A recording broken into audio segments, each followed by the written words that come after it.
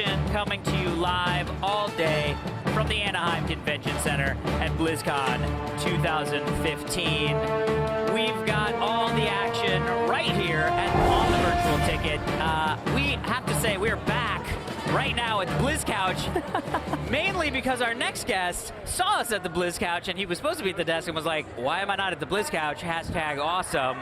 Frank Pierce, Chief Development Officer, Blizzard Entertainment. Welcome to the Blizz Couch. Thanks, Al. We made it happen. Good morning. I know, right? Yeah. How you feeling today? It's a big BlizzCon. I feel good. It's really exciting. The energy at BlizzCon is always unreal, right? I know, Everyone's right? got such a positive attitude and is just happy to be here, and the energy level's always really high. Everyone's excited about everything they get to see. It's awesome. Now, I was talking to Mike Morhaime yesterday morning, and this is your 9th BlizzCon, correct? Correct. And your very, very first BlizzCon was 10 years ago in 2005. And for you, as one of the co-founders, what has it been like for you to see this convention grow from then to now? And even 10 years ago, it was a surreal experience, and I think maybe 10 years ago we maybe had 5,000 guests. Oh man! And how many halls?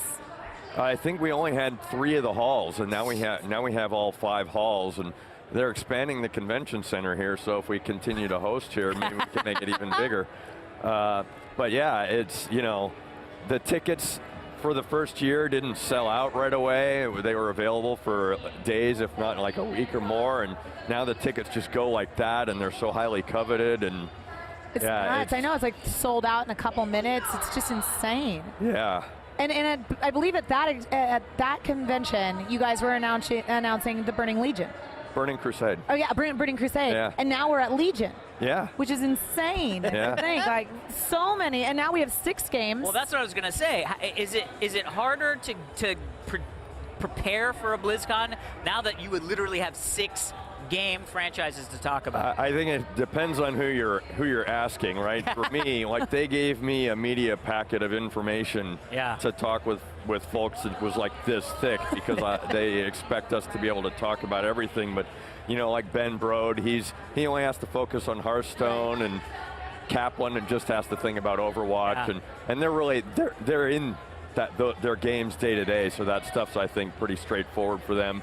The panels take a fair amount of preparation. Yeah. You know, everyone that's here is our guest, and we want to make sure we deliver an amazing experience for them. So a lot of work goes into the panels, anything that we're doing on stage for the crew.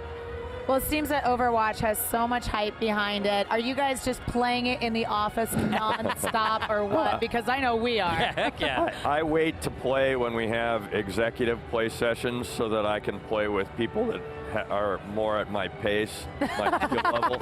Because when we started doing the internal alpha, it very quickly became a Shark Tank.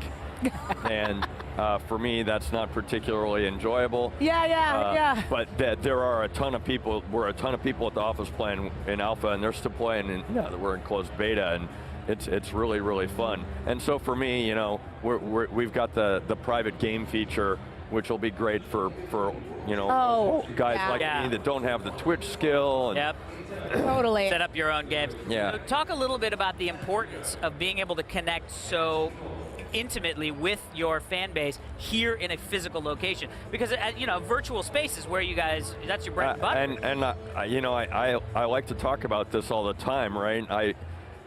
It's a interaction with others is like a basic human need. Right. And I think the internet is really interesting the way it's made the world smaller, and so people establish relationships and have their interactions with people in those virtual spaces. And I think whether people understand it or recognize it or not, that online virtual space doesn't completely satisfy that need. Yeah. And so they come here, and we come here, and that last bit of that need is fulfilled here, where we all get to interact in real life. That's so cool. It's cool too, because I've heard so many stories from people, employees at Blizzard, who have met their significant others online playing World of Warcraft and whatnot. It's just amazing.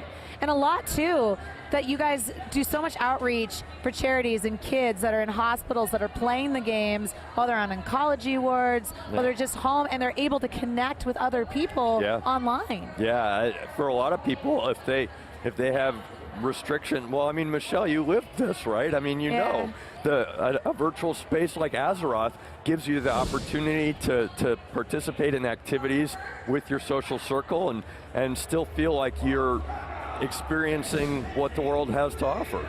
Yeah, absolutely.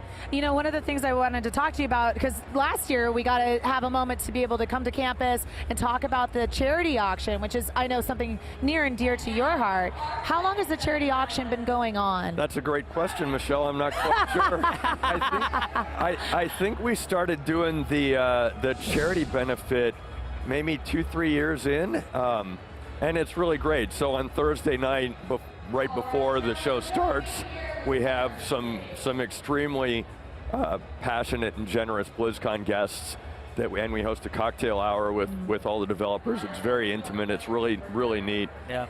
And the proceeds of that are for the benefit of Children's Hospital Orange County, which is the local hospital that's serving our local community and the children that have needs here. Yeah, absolutely. And you guys, don't forget that the BlizzCon charity auction will run until November 13th, with all proceeds benefiting Children's Hospital of Orange County, like Frank just talked about. Absolutely. So make sure to check it out. There's some really cool stuff up there. There is a Burning Crusade snowboard. What? Yeah, we back in the day, like we do all this experience, like all these samples, like merchandising samples, and we got some merchandising samples of Burning Crusade snowboard. No way. So like Metzen signed it, I signed it. Not that provides any value, but Mike signed it. I think it provides a little value. Yes, people like that. It's a really neat piece. That's so cool. And it's really it's one of a kind. Is it the only one in existence? I think there are 3 or 4 of them. Wow. Wow, guys. That's super limited right there. Yeah, absolutely. Got the Blood Elves on it. It's really neat. Really? Yeah. I saw that there was a Metzen sketch from 20 years ago of Hellscream, and I was like, I can't even imagine like giving away that piece of your own heritage, you know what I mean? But it's for such a great cause. It is for an amazing cause. I was just over at the Children's Hospital of Orange County, and we were handing out gifts and everything to the kids at the hospital, and actually Activision Blizzard has handed us so many things to give away, so it's been awesome. I view it as like it's a win-win-win, right? Like we're able to help a great cause with the proceeds. We're putting some really special pieces into the hands of some of our most passionate community members, and we're clearing out the storage space to make room for more stuff. You've been accumulating a lot of stuff over the years, I can only imagine. So day two is just getting started. Day 1 is in the can. What are you looking forward to day 2? Well, the Hearthstone finals, I think that stuff is awesome. But I mean, for me, Lincoln Park is going to be amazing. Yeah. I've seen them before, and they put on an awesome show. You guys always really do. Knock it out of the park with the closing shows. I'm so jazzed. I know. And you know what? You were just talking about Hearthstone. Are you still posting your decks on Twitter? I haven't been. I apologize. I know. Because I remember for a while there. So Hearthstone has this steep learning curve, and so online Hearthstone, it feels like a bit of a Shark Tank for me too, because there's so much complexity to the game, and I just don't have the time to understand all of the meta around it, and so the adventures are much more my speed. It gives me plenty of time to chew on it, think about it, and so I was posting my decks on Twitter for the heroic decks that I was using for those encounters, and I think you'll do it for League of Adventure. League of Explorers? I will, yeah. I'll redo that for League of Explorers, but really, BlizzCon is such a huge event. It takes months and months to prepare, and I'm pretty sure that my decline in that activity corresponded to upswing in activity around BlizzCon preparation. You guys start planning just in January, right? The moment this is basically over? We've already been talking about what's next, right? And when and where and all that. We have to start thinking about it before this show's even over. it's a full, at least a year of preparation to do something of this scale and magnitude now. I was assuming that Monday on the Blizzard campus was just like, hey, pina coladas for everybody. Kick off the heels. Well, not this week, right? Yeah, I mean, right, Legacy of the Void is launching on Tuesday. Oh my gosh, You that's got- right. yeah. I mean, this is a great week to be a Blizzard player. Yeah. Because we've got BlizzCon and we've got the pre-sales for Overwatch, Right, yeah. pre-sales for Legion, and New heroes for Heroes of the Storm. Yeah, everything going on. And League of Explorers is coming out. It's crazy. And so great week to be a Blizzard player, and an exciting week to be a part of the Blizzard crew, but a tremendous amount of work and anxiety to be part of the Blizzard crew. Well, thank We you really, so much. Congratulations. Thank you so much, Frank Pierce. Speaking of big day, we got a huge day of esports today. So let's take a look at Malik over in the arena for a preview of today's events. What's going on over there, Malik? Thanks, guys. It is grand finals day, and I gotta say, I gotta be honest with you guys, I am fighting back, urinating on myself in excitement. We're going to have 4 world champions by the conclusion of this evening. Now, I know a lot of you guys were consuming all the amazing Blizzard announcements that came yesterday, so let's take a second to focus on some of the esports competition that's happening on Championship Day. Starting with World of Warcraft, we have SK Gaming going against SkillCap. SkillCap, they were the runner-ups in last year's tournament. They'll be looking to redeem themselves and bring the championship back to the middle of the map. Moving on to Hearthstone, we have Tice, the Dutchman deck lord, going one-on-one with Ascata, and on the other side of the bracket, Noah will be squaring off with the last remaining North American Hearthstone player, Hotform. Heroes of the Storm is a bit of a special tournament, though, because this tournament is the first ever World Championship for Heroes of the Storm, and we have the U.S. champions squaring off against the Korean champions on one end of the bracket. On the other end of the bracket, we have a rematch of the European Championship.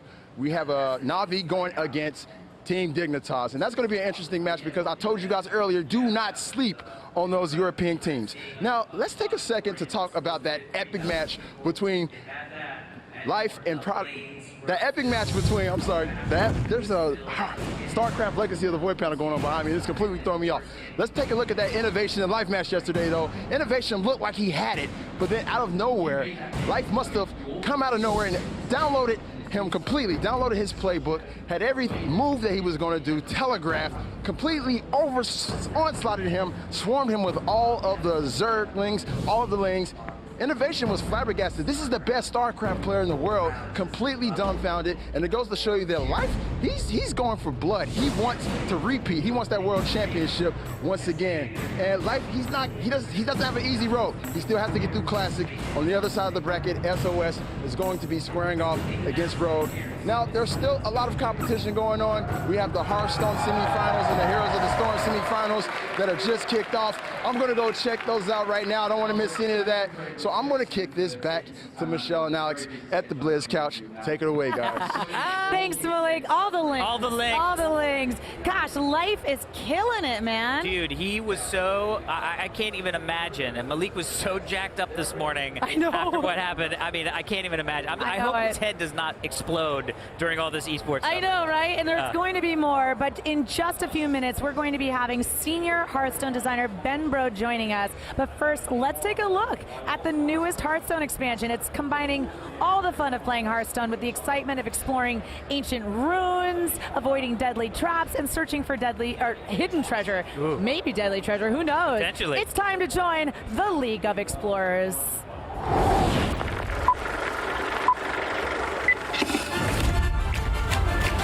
So the League of Explorers is all about travel, treasure, exploration, adventure, and searching for the Staff of Origination, and bringing it back on home to the Hall of Exploration in Ironforge. We love the idea of the pulp adventure from the 1920s. From newsreels from years past, to films of old. Exploring ancient temples. What's that around the corner? And going into ancient ruins. It's old and sort of dusty. Avoiding deadly traps. And using their ingenuity and knowledge of things past by which to save themselves. Is the cave falling? Mike, I'll save you. and fighting their way through jungles. Finding great adventures and trying to overcome them in ways you've never seen before. And it's just so fun for us to get to explore it. We have 4 awesome characters that are part of the League of Explorers. And first we have Bran Bronzebeard, the dwarven leader of the group. I'm a dwarf. Which means that he's really cool. And he's my uncle. I'm the tallest one in the family. We also have Reno Jackson, who's powerful and capable, but a little bit on the greedy side. Reno's been everywhere and he's done everything. He likes to find treasure. Yes, that's what I was looking for. Which is really important because you get rich when you find treasure. Definitely wouldn't want to meet him in real life. Gold. Monkey. Wow. Another important character is Elise Starseeker, and she's sort of the brains of the operation. Very formal and very proper. Kind of keeps everybody on course and Seems to be the only one who really knows what's going on. She has maps from all over Azeroth and always gets them exactly where they need to go. Lastly, we have Sir Finley Murgleton. Translated to Murloc, it's Bob, and if you translate it. So the mechanic of League of Explorers is very often you're going to be presented with 3 random cards. Something like Ragnaros. The big scary minions. everyone's looking for the golden monkey. I want to see lots of gold and shiny rubies. You get to make decisions on the fly. All 3 of them are going to be enticing, and you're only going to get one choice. So it's like trying to choose your favorite candy. You gotta weigh the benefits and the costs and the reward. Because no matter what choice you do, they're all going to be good. So there's a lot of strategic depth relating to making the right one choice. Usually just flip a coin. It sounds a little crazy, but it's actually super, super skill testing, which is one of the reasons we're so excited about it. And that's what the League of Explorers is all about. So we're looking forward to all of the adventures you have in the League of Explorers.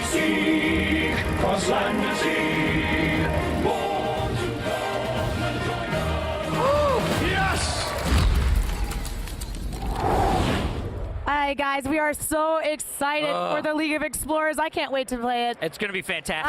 And joining us right now on the Blizz Couch is Ben Brode, Senior Designer of Hearthstone. Ben, what's up? Welcome. Welcome to the couch. It feels good. The couch Doesn't it? Doesn't it feel good? Yeah. Nice. I like it. It's good. So I have to ask you, sir, about Sir Finley Murgleton. I have literally lost my junk when I heard about Sir Finley Murgleton. He did. The concept of not just doing a regular dungeon or raid straight from World of Warcraft and this sort of, I mean, I don't want to say esoteric, but the sort of concept of getting out of you're competing against a big bad guy and into I'm escaping falling ruins and things like that. Was this something that came to you just before League of Explorers, or is this something that you guys were like, we could do a lot more stuff here? Like, how early did this concept come to you guys? It's funny because we had actually been brainstorming this kind of pulpy, adventure-y feeling mission style for a very long time. Yeah. Before Hearthstone was even a 3D game, when we were just prototyping the game. Back back in 2011, we had a prototype of the mission that we're showing here at BlizzCon, where you're adventuring through and making hard choices, and it was cool because we had all that in the back of our minds, and then we were brainstorming what to do for the new adventure. We knew we wanted to surprise people. We wanted to become a little different, and we were talking to Metzen, and Metzen was like, you know, there's a faction in World of Warcraft that we didn't.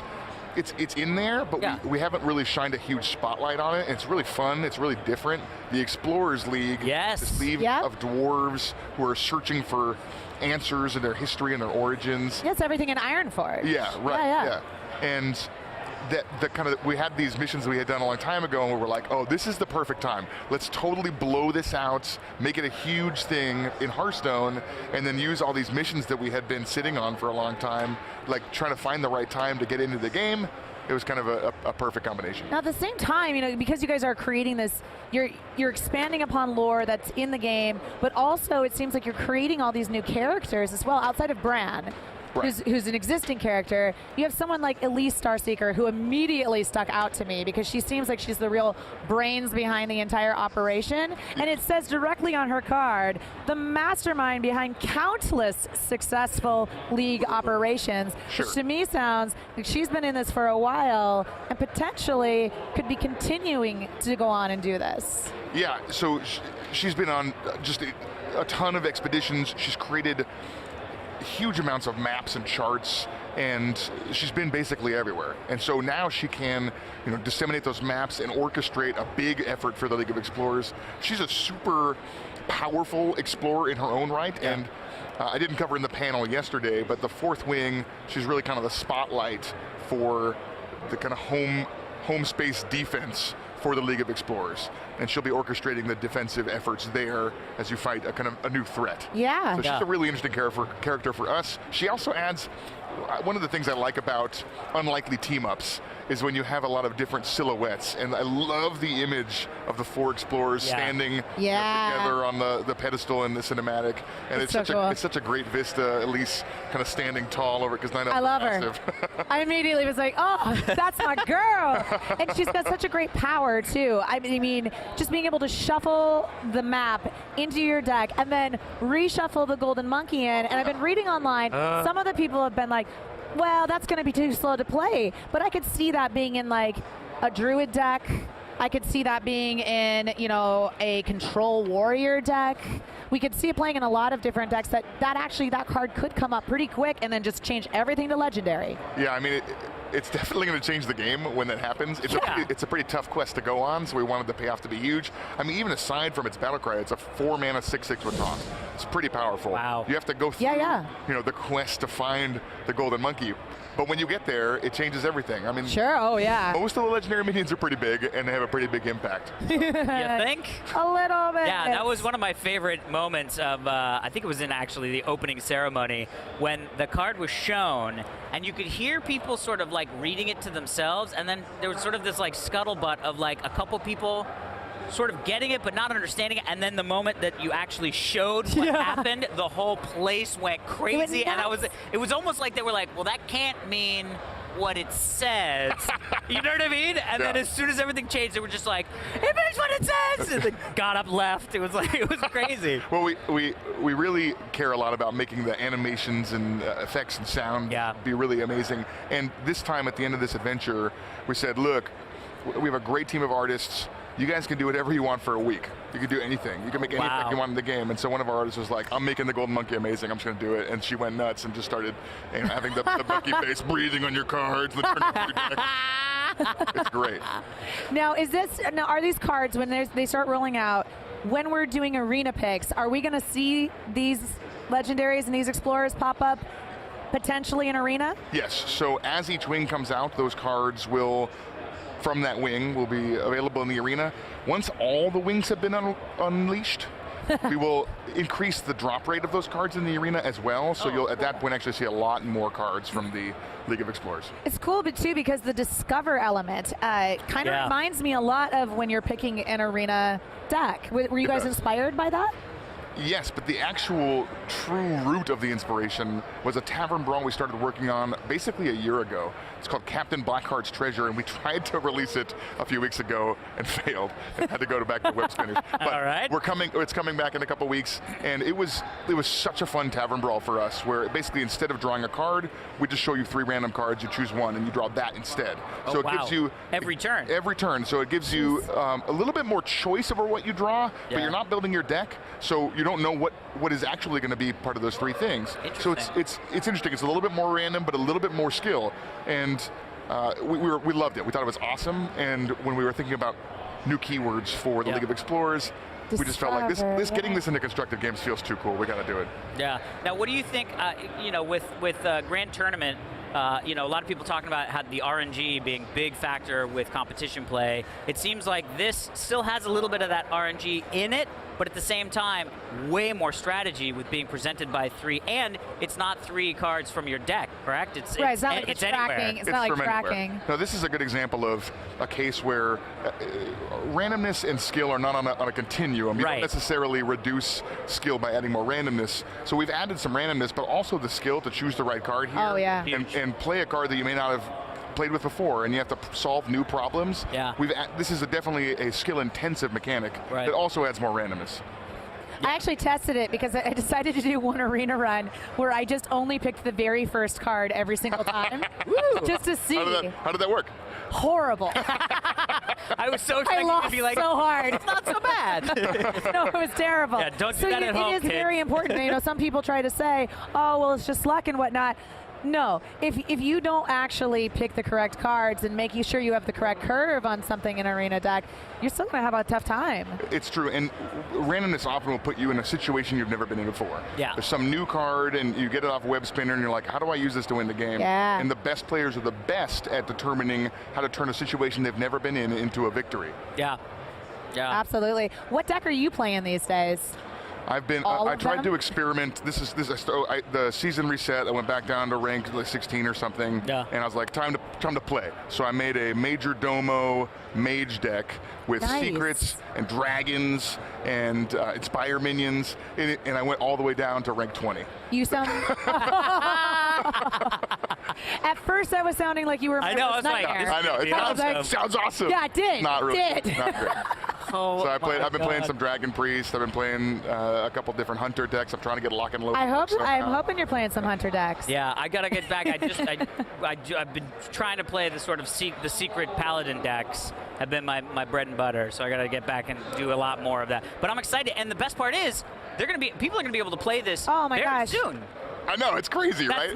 When have we ever done anything like this? I know. You know, Thursday. And we just got to say congratulations to you and your team, because you guys consistently pump out awesome content, and you all seem like the happiest, most enjoyable. Whenever I go to the Blizzard campus, I'm like, Hearthstone area, because you guys are all having fun. It is fun. We're on one giant room together, so there's no escaping anyone else. So you got to make sure that everyone's awesome, and everyone's awesome. The team is great. That's amazing. Ben Brode, thank you so much for coming and sitting on the Blizz couch. Thanks for and having good me. luck for the rest of the day. It's not even over yet. Yeah, oh my God. So we've got the World of Overwatch panel coming up at the bottom of the hour, but first we're going to take a look at the unique art style of this upcoming game. Let's check in with the design team to see how they created this spectacular, one-of-a-kind world.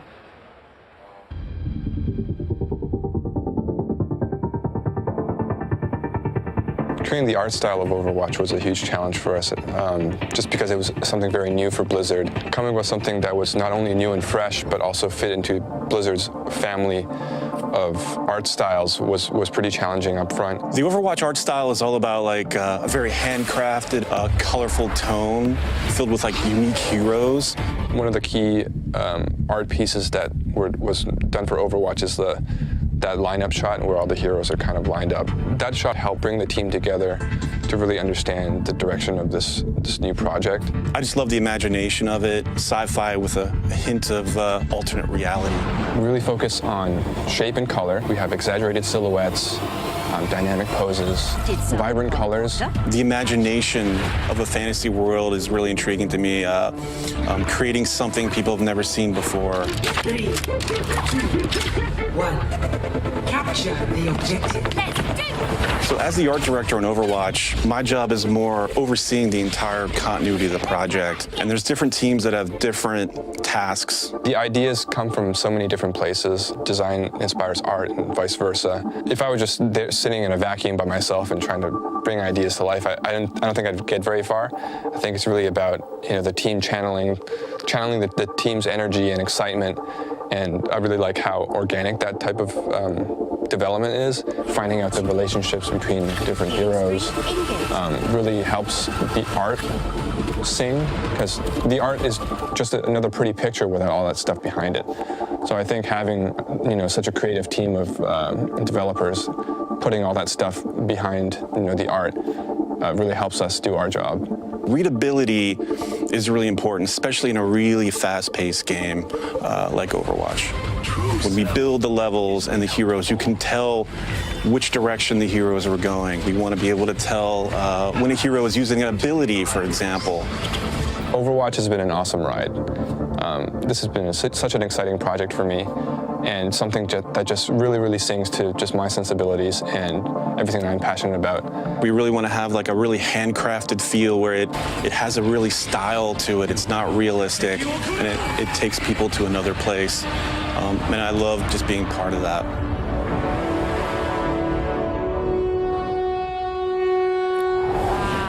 So much great Overwatch action coming up. I mean, I'm so deep into that game. It's not even funny. Overwatch. I know. Well, speaking of Overwatch, let's poke over to Hall D for the World of Overwatch panel. Enjoy. We'll see you in a bit.